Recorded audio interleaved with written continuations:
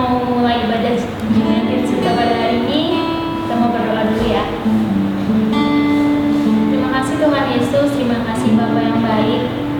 Kalau Tuhan, Engkau boleh memberi kami waktu sebentar Tuhan untuk duduk diam di rumah kami masing-masing, di depan laptop, di depan HP kami, untuk ibadah Jumatin pada hari ini Bapa. Bukan suatu kebetulan Tuhan kalau kami boleh duduk diam untuk mengikuti ibadah ini, tapi kami tahu itu semua karena kasih-Mu buat setiap kami. Terima kasih Tuhan Yesus, kiranya Engkau yang rawat ibadah kami, hadirat-Mu turun atas kami Tuhan, agar kami dapat merasakan kasih-Mu yang begitu besar buat kami. Dalam nama Tuhan Yesus, kami mau buka ibadah Jumatin pada hari ini. Semua yang di rumah sama-sama kita katakan Amin. Kita kasih tepuk tangan dulu buat Tuhan Yesus.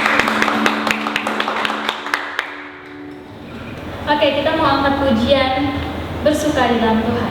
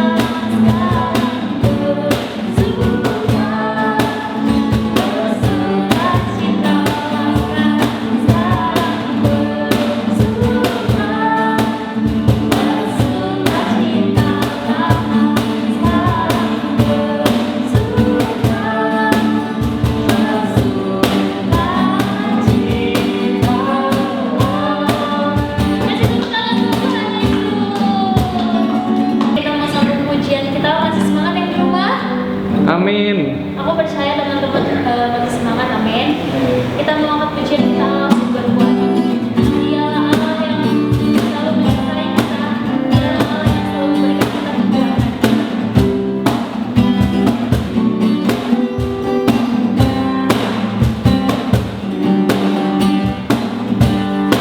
Kau milikku di surga. Tiada yang ku bikin.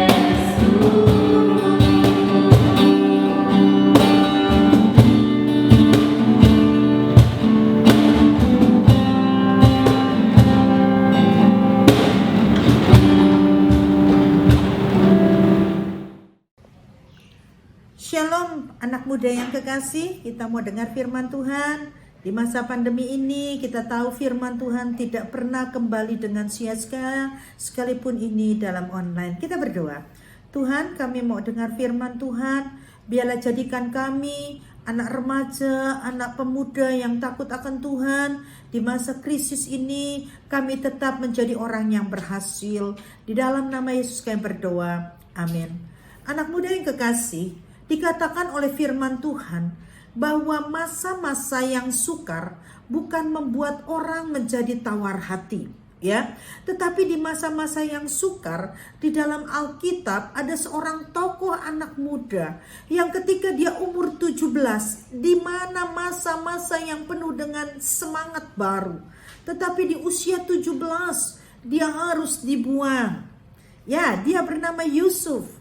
Dan ketika Tuhan menggenapi janjinya, di usia 30 dia baru menjadi wakil Raja Firaun. Artinya ada renggang waktu 13 tahun di mana seorang digenapi janjinya. Oleh karena itu kita baca firman Tuhan yang terambil dari Kejadian pasal 41 ayat 39 sampai 43. Demikian bunyi firman Tuhan. Kata Firaun kepada Yusuf, oleh karena Allah Ta'ala memberitahukan semua itu kepadamu, tidakkah ada orang yang sedemikian berakal budi dan bijak seperti engkau? Engkaulah menjadi kuasa atas istanaku, dan kepada perintahmu seluruh rakyatku akan takut. Hanya tahta inilah kelebihanku daripadamu. Selanjutnya Firaun berkata kepada Yusuf, dengan ini aku melantik engkau menjadi kuasa atas seluruh tanah Mesir. Sesudah itu Firaun menanggalkan cincin meterainya di jarinya dan mengenakan kepada Yusuf. Dipakaikannya lah kepada Yusuf pakaian daripada kain halus dan digantungkannya kalung emas pada lehernya. Lalu Firaun menyuruh menaikkan Yusuf dalam kereta yang kedua dan berserulah orang kepada Yusuf, hormat. Demikianlah Yusuf dilantik oleh Firaun menjadi kuasa atas seluruh tanah Mesir. Kaum muda yang kekasih, kita melihat bagaimana seorang dari tahanan menjadi seorang wakil raja. Seperti yang tadi saya katakan, 13 tahun bukan suatu masa yang singkat. 13 tahun ada pada masa krisis. Kita baru 10 bulan berada pada masa pandemi, masa krisis ini. Kita sudah mulai mengeluh dan berputus asa. Tetapi kita melihat satu teladan seorang anak muda, seorang remaja yang penuh dengan satu harapan. Tetapi harapan demi harapan seolah-olah tidak pernah terjadi. Kita melihat bagaimana Yusuf, seorang muda yang dipakai Tuhan melalui berbagai masa proses. Ya, dia diangkat menjadi wakil raja. Dan tidak itu saja, kenapa Yusuf bisa diangkat menjadi wakil raja? Yusuf disertai Tuhan. Di tengah masa krisis ini, di tengah masa pandemi ini, ingatlah bahwa Tuhan menyertai engkau. Dan tidak selama-lamanya orang benar itu goyah. Ya, anak muda, jangan engkau berkata, saya tidak punya harapan, saya kehilangan cita-cita, saya kehilangan masa depan. Ingat, kalau engkau bersama dengan Allah Immanuel, ketika engkau gagal, apakah Tuhan tidak hadir? Dia hadir untuk menghibur engkau. Dikatakan oleh firman Tuhan, Yusuf bisa diangkat melalui hikmat. Apa itu hikmat? Hikmat itu kemampuan memahami dan mengatasi masalah kehidupan sehari-hari. Orang yang takut akan Tuhan beroleh hikmat. Hikmat itu mampu membawa kita untuk mampu mengatasi problematika sehari-hari. Dia bisa membuka jalan keluar. Di Bogor sangat terkenal dengan singkong keju, ya. Itu ditemukan oleh seorang mahasiswa IPB yang ada di daerah Sinang Barang. Satu kali dia pulang, dia melihat begitu banyak singkong tersia-siakan dengan harga yang cuma 3.000 per kilo. Ketika itu dia mulai berpikir dan apa yang harus dia lakukan. Yang dia lakukan adalah dia membuat singkong goreng dengan menggunakan keju. Hanya perbedaannya, menggunakan keju bisa dijual dengan cukup mahal. Itu adalah hikmat. Itu adalah satu karunia Allah, satu anugerah Allah untuk bisa mengatasi masalah-masalah hidup. Di masa pandemi bukannya engkau menjadi kecut dan tawar hati seperti Yusuf. Sampai Yusuf diakui oleh Firaun adalah seorang yang berakal budi dan bijak. Saya percaya anak muda, engkau adalah orang yang berakal budi dan hikmat. Karena apa? Karena ada Allah yang beserta dengan engkau. Bahkan bukan itu saja. Yusuf bisa memahami rancangan Allah. Yusuf bisa mengerti bahwa hidup di dalam Tuhan. Orang yang takut, Amsal 1 ya, kita baca ya. Amsal pasalnya yang pertama dikatakan ya, Amsal pasal pertama ayatnya yang ke-7. Takut akan Tuhan adalah permulaan pengetahuan, tetapi orang bodoh menghina hikmat dan didikan. Seringkali Tuhan izinkan kita beroleh hikmat dan didikan melalui proses seperti yang Yusuf alami. 13 tahun, bukan waktu yang singkat. Tetapi kita lihat bagaimana Yusuf bertahan di tengah krisis. Yusuf meminta hikmat Tuhan karena dia takut akan Tuhan. Dan Tuhan pimpin sampai dia adalah orang yang bijaksana, orang yang berakal budi. Hari ini Tuhan pun siap memimpin kaum muda dan remaja. Di tengah pandemi ini Tuhan sedang siapkan sesuatu yang besar. Engkau diberikan Tuhan hikmat karena Tuhan menyertai engkau. Engkau mampu bisa mengatasi problematika sehari-hari. Yang kedua, Tuhan memberikan engkau dan saya akal budi, sehingga kita bisa mengatasi dan berjalan melalui jalannya Tuhan. Dan bijaksana untuk mengerti rancangan Tuhan. Anak muda yang kekasih, memang tidak mudah 13 tahun Yusuf bisa naik ke atas kereta yang kedua. Yang artinya dia berada pada posisi puncak dan semua orang berkata hormat. Ya, Tuhan bisa bikin hikmat hari-hari ini untuk engkau. Saya sengaja memakai cincin. Cincin ini sepertinya kalau di tangan saya orang pasti bilang ini berlian. Tapi ini adalah berlian palsu yang saya beli hanya 15.000. Kenapa? Orang tidak bisa memakai berlian kalau Tuhan memberi dia hikmat, maka dia bisa membuat yang seperti ini. Kau muda, jangan engkau berkata saya tidak bisa apa-apa. Siapa bilang? Tuhan bisa buat seperti Yusuf. Tuhan bisa angkat engkau karena janji Tuhan di dalam Yeremia pasal 29 ayat yang ke-11. Sebab aku ini mengetahui rancangan-rancangan apa yang ada padaku mengenai kamu. Demikianlah firman Tuhan, yaitu rancangan damai sejahtera dan bukan rancangan kecelakaan, untuk memberikan kepadamu hari depan yang penuh dengan pengharapan. Hari ini Tuhan sedang siapkan hari depanmu. Sekalipun di masa krisis, 13 tahun Yusuf alami masa krisis, tetapi hari yang depan yang penuh harapan itu terjadi bagi orang yang bersama dengan Tuhan, yang diberi hikmat, yang diberi akal budi, yang diberi kebijaksanaan. Siapa bilang kaum muda tidak bisa sukses? Siapa bilang remaja tidak bisa berhasil? Di tangan Tuhan hari esok yang penuh dengan pengharapan. Di tangan Tuhan Allah tidak pernah membuat segala sesuatu tidak baik.